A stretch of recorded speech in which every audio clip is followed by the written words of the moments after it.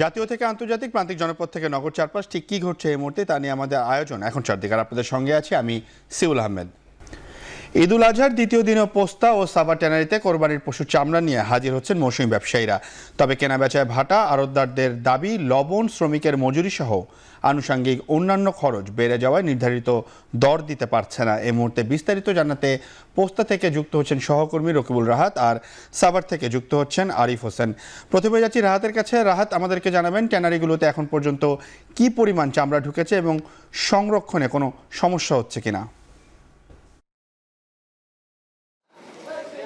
Seoul, আমি এই মুহূর্তে যে আড়তটিতে রয়েছে, এই আড়তটি গতকালকে আমাদেরকে জানিয়েছিল যে তারা এই কোরবানির মৌসুমে 3000 কাঁচা চামড়া সংরক্ষণ করতে চায় এবং যেটি কিন্তু গতকালকেই প্রায় হয়ে গেছে বলে তারা আমাদেরকে জানিয়েছেন। আজকেও আমরা দেখছি যে অল্প কিছু চামড়ায় লবণ মাখানোর কাজ চলছে। এগুলো মূলত তারা আজকে বেছে বেছে বড় চামড়াগুলো কিনছে, অর্থাৎ 2 লাখ টাকার বেশি দামের যে গরুগুলো রয়েছে সেই গরুগুলোর চামড়া যেগুলো আজকে কুরবানি হয়েছে সেই চামড়াগুলোই কিন্তু তারা আজকে কিনছে। এবং গতকাল আমরা যেমন মৌসুমী ব্যাপারীদের কাছ থেকে অভিযোগ শুনছিলাম যে চামড়ার তারা দাম পাচ্ছেন না, আজকেও কিন্তু সেই অবস্থায় দেখছি বড় আকারের যে গরুর চামড়াগুলো সেগুলো আমরা দেখেছিলাম যে গতকালকে 900 টাকা পর্যন্ত ব্যাপারীরা, এখানকার আড়তদার যারা রয়েছে আড়তদাররা মৌসুমী ব্যাপারীদের দিয়েছেন, কিন্তু আজকে কিন্তু সেই দামটি আরও কমে গেছে। আজকে আমরা দেখছি বড় চামড়াগুলোই সর্বোচ্চ 700 টাকা, 500 থেকে 700 টাকার মধ্যে আড়তদাররা কিনে নিচ্ছেন। এবং পোস্তায়ও কিন্তু আমরা দেখছি যে আজকে দুপুরের পর থেকে একদমই চামড়ার নিয়ে আসা মৌসুমী ব্যবসায়ীদের আনাগোনা নেই, যেহেতু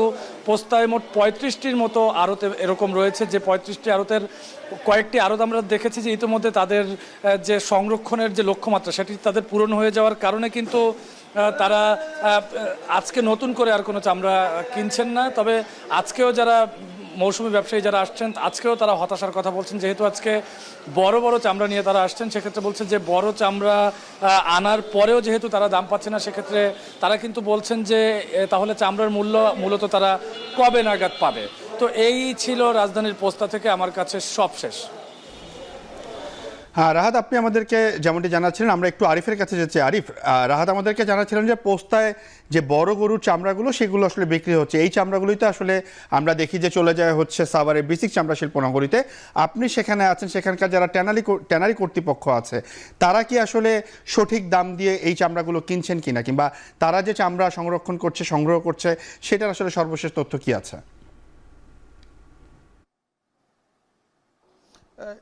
সিউল, আমরা যেই জিনিসটা দেখতে পাচ্ছি, যারা ট্যানারির মালিক রয়েছেন তাদের কাছে কিন্তু প্রচুর লবণ রয়েছেন, কিন্তু সেই পরিমাণ চামড়া তারা পাচ্ছেন না। এর পেছনের কারণ হিসেবে তারা বলছেন একটি গরু জবাই হওয়ার যতটুকু সময়ের মধ্যে তাদের কাছে নিয়ে আসার দরকার, অর্থাৎ 6 থেকে একনল হ্যান্ড ওয়াশ 100% প্যারাবেন ফ্রি, তাই নিরাপদ হাতের জন্য আস্থা রাখুন একনল।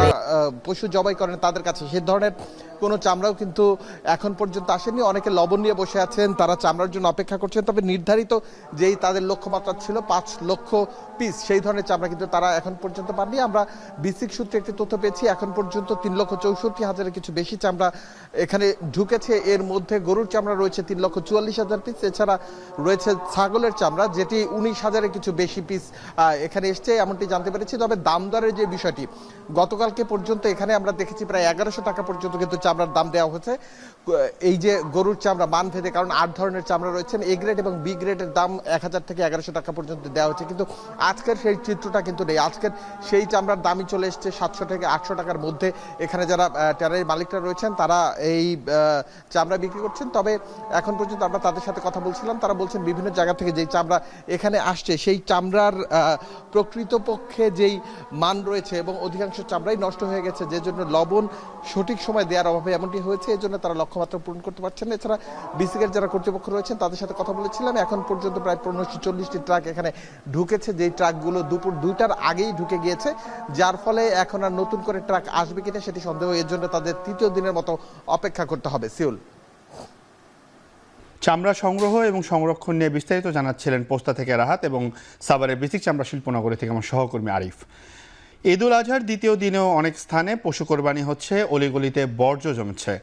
দুই সিটি কর্পোরেশনের পক্ষ থেকে বেশিরভাগ বর্জ্যই অপসারণের দাবি করা হয়েছে, তবে দক্ষিণ ঢাকায় এখনও কিছু এলাকায় দেখা যাচ্ছে বর্জ্য। এ নিয়ে বিস্তারিত জানাতে লালবাগ থেকে যুক্ত হচ্ছেন সহকর্মী মুজাহিদ শুভ।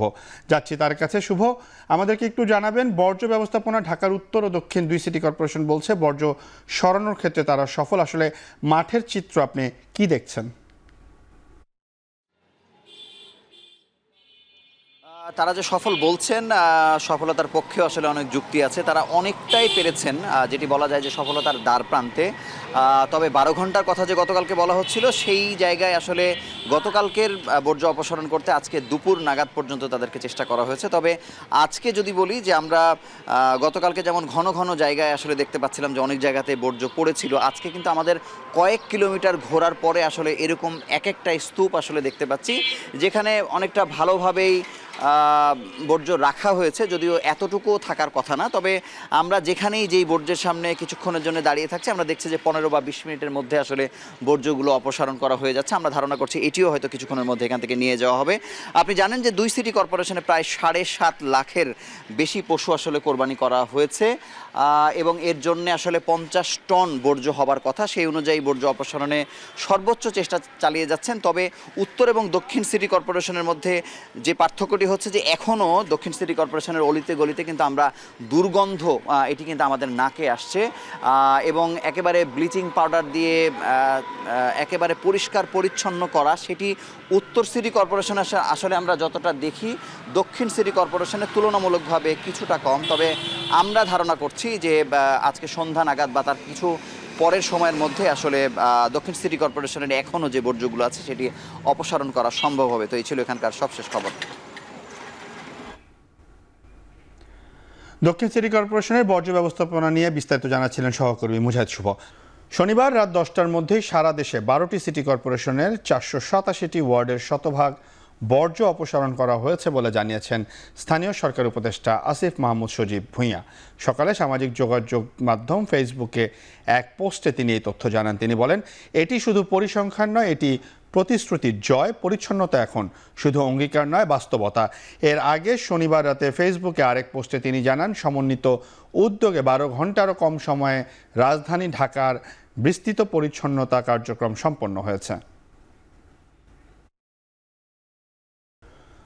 প্রধান উপদেষ্টা ডক্টর মোহাম্মদ ইউনূসের সঙ্গে বৈঠক করার অনুরোধ জানিয়েছেন যুক্তরাজ্যের সাবেক city minister tulip Siddique. British সংবাদ মাধ্যম দ্য গার্ডিয়ান জানিয়েছে, একটি চিঠির মাধ্যমে এই অনুরোধ জানান তিনি।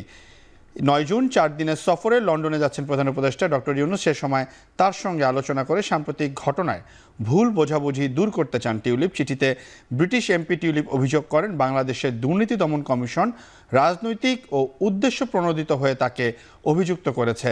দুদকের দাবি, তার খালা শেখ হাসিনার শাসনামলে ক্ষমতার অপব্যবহার ও প্রভাব খাটিয়ে অবৈধভাবে 7,200 বর্গফুটের একটি প্লট দখল করেছেন টিউলিপ। সব অভিযোগ অস্বীকার করে তিনি বলেন, শেখ হাসিনার সঙ্গে জড়িত কিছু প্রশ্নের জবাব দিতে তিনি প্রস্তুত। বাংলাদেশের ক্ষমতাচ্যুত প্রধানমন্ত্রী শেখ হাসিনার শাসনামলে সুবিধা নেয়ার অভিযোগের বিষয়টিও পরিষ্কার করতে চান টিউলিপ সিদ্দিক। যে সরকার মতামতের ভিত্তিতে নির্বাচনের তারিখ দেয় না, সেই সরকার বিশেষ শক্তির প্রতি পক্ষপাত দুষ্ট বলে মন্তব্য করেছেন বিএনপির স্থায়ী কমিটির সদস্য আমির খসরু মাহমুদ চৌধুরী। তিনি বলেন, এই সরকারের অধীনে নিরপেক্ষ নির্বাচন হয় কিনা তা নিয়ে সংশয় রয়েছে। দুপুরে চট্টগ্রামে নিজ বাসায় দলীয় নেতাকর্মীদের সাথে মতবিনিময়কালে তিনি এ মন্তব্য করেন। যেখানে সিংহভাগ রাজনৈতিক দলগুলো ডিসেম্বরের মধ্যে নির্বাচন চেয়েছে, যেখানে আমাদের ঐক্যমতের বিষয়টা একবারে শেষ পর্যায়ে, আরও প্রায় 6 মাস আছে ডিসেম্বর, এখন শেষ পর্যায়ে, যেখানে বিচার কাণ্ড শুরু হয়ে গেছে, চলছে বিচার, তো নিজের গতিতে চলবে, কোনো সরকার তো বিচার চালাবে না। তো সুতরাং এর সব কিছু সিদ্ধান্ত যখন পরিষ্কার এসব ব্যাপারে, তখন হঠাৎ করে এপ্রিলে নির্বাচন নিয়ে যাওয়া, যেখানে সিংহভাগ রাজনৈতিক দলগুলো ডিসেম্বরের মধ্যে চেয়েছে এবং তারও আগে করা সম্ভব, আসলে সেপ্টেম্বর, অক্টোবর, নভেম্বরে নির্বাচন করা সম্ভব, তারপরও কেন নিয়ে যাওয়া হচ্ছে, এটা নিয়ে তো এখন একটা বিভিন্ন সন্দেহের উদ্রেক ঘটছে। ঈদের ছুটিতে পরিবার নিয়ে সিনেমা হলে আসছেন অনেকে। এই মুহূর্তে বসুন্ধরা সিটির স্টার সিনেপ্লেক্সে রয়েছেন সহকর্মী দেলাওয়ার দোলন। সরাসরি চলে যাচ্ছি তার কাছে। দোলন, ঈদে মুক্তি পাওয়া কোন সিনেমা দেখতে দর্শকদের আগ্রহ বেশি, আর সিনেপ্লেক্সে ভিড় কেমন দেখছেন?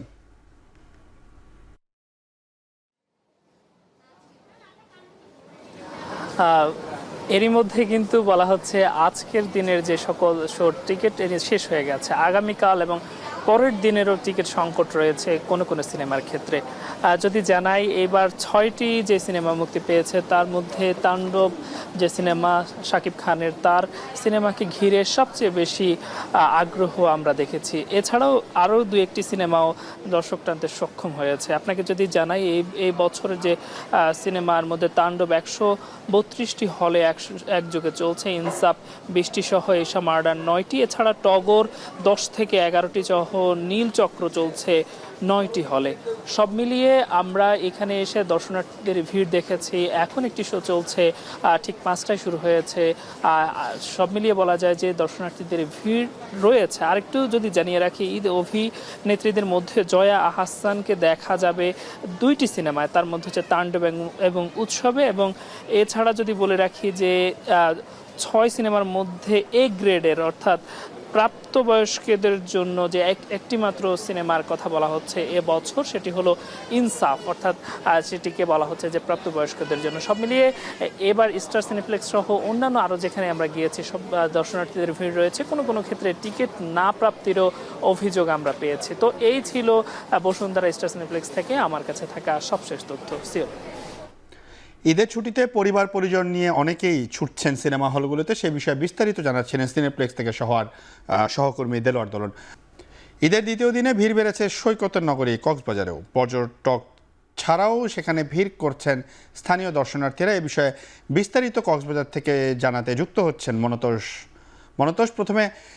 প্রথম দিনের তুলনায় ঈদের দ্বিতীয় দিন ভিড় বেড়েছে কিনা, পর্যটকদের নিরাপত্তায় প্রশাসনের পক্ষ থেকে বাড়তি কোনো ব্যবস্থা নেওয়া হয়েছে কিনা আমাদের জানাবেন।